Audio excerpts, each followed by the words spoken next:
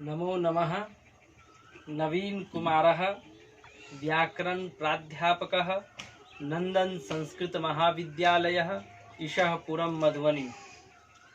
अद्य वयं पठिष्यामः कारक प्रकारान्तर्गते एकं सूत्रं वर्तते। गति बुद्धि प्रत्यवसानार्थ शब्द कर्मा कर्म काणामणि कर्तासनौ इति सूत्रं वयं पठिष्यामः। उपशास्त्री प्रथम व द्वितीय वर्षस्य छात्राणां कृते वर्तते। उपशास्त्री प्रथम व द्वितीय वर्ष दोनों छात्राओं के लिए अति महत्वपूर्ण है। तो कहता है, उनका उदाहरण है, शत्रुन गमयत स्वर्गम वेदार्थम स्वान वेदयत आशयच्चामृतम देवान वेद मध्यापयद विधिम आशयत सलिले पृथ्वीम यह समे श्री हरिर गति। एक बार हिंदी में हम इसका अर्थ जान लेते हैं। शत्रुन गमयत स्वर्गम, विष्णु ने अर्थात हरि ही विष्णु ने शत्रुओं को स्वर्ग भेजा। वेदार्थम स्वान वेदयत, अपने लोगों को, स्व मतलब अपने लोगों को वेदों का अर्थ बताया। आशयच्चामृतम देवान, देवों को अमृत पिलाया। विधिम, ब्रह्मा को वेदम अध्यापयत, वेदों का अध्ययन करवाया। आशयत सलिले पृथ्वी, पृथ्वी को जल पर रखा। और यह जो स वही है मेरी गति, अर्थात विष्णु की वही गति है। इसका ये उदाहरण हुआ और अर्थ हिंदी में। उसके बाद कहता है सूत्र गति अर्थ वाली। गति अर्थ वाली जैसे गम है, गम से गच्छति बनता है। उसके बाद या से या भी धातु है तो इससे याति। तो इसका ई है इणगतौ एति, ये सब क्या है, गति अर्थ में आते हैं।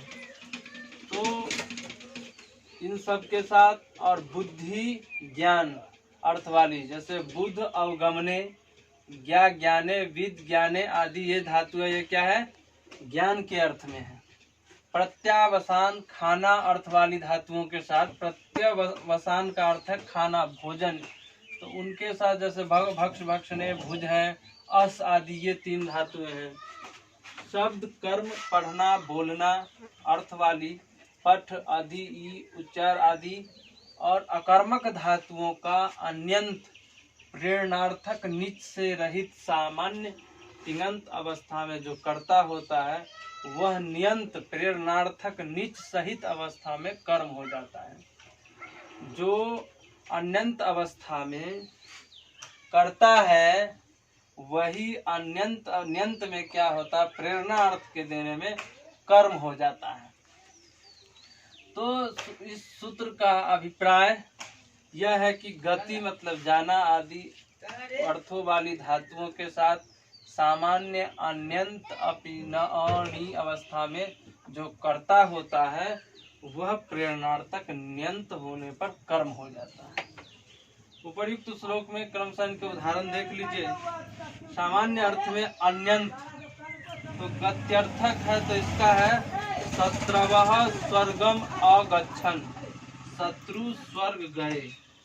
तो इसका प्रेरणार्थक नियंत में जब कर्म करेंगे तो हो जाएगा शत्रुन स्वर्गम अगमयत, शत्रुओं के स्वर्ग भेजा। उसके बाद है बुद्ध्यर्थक है स्वे वेदार्थम अविदुः, स्वजनों को वेद का अर्थ जाना। तो यहाँ पे है स्वान वेदार्थम अवेदयत, स्वजनों को वेद का अर्थ बताया। ये हो गया न्यंत अवस्था में, ये अन्यंत में। फिर अन्यंत में है शब्द कर्मक विधि वेदार्थम अध्ययित, ब्रह्मा ने वेद को पढ़ा। और यहाँ पे है विधि वेदम अध्यापयत, ब्रह्मा को वेद पढ़ाया। इस तरीके से फिर है शब्द कर्मक अकर्मक पृथ्वी सलिले आस्त, पृथ्वी जल पर थी। पृथ्वी सलिले आशयत, पृथ्वी को जल पर रखा। तो इस तरीके से इसके उदाहरण हैं। ये न्यंत अवस्था में है। अन्यंत में, अन्यंत सामान्य कर्ता अर्थ में होता है और न्यंत कर्म अर्थ में बदल जाता है प्रेरणार्थक होने पे। तो इस सूत्र का यही भाव हुआ कि गति आदि ये जो धातुएं हैं ये न्यंत अवस्था में और प्रेरणार्थक करेंगे तो कर्म में हो जाएगा, न्यंत में कर्ता। इसके प्रत्युदाहरण को हम आगे पढ़ेंगे। इति ओम सम।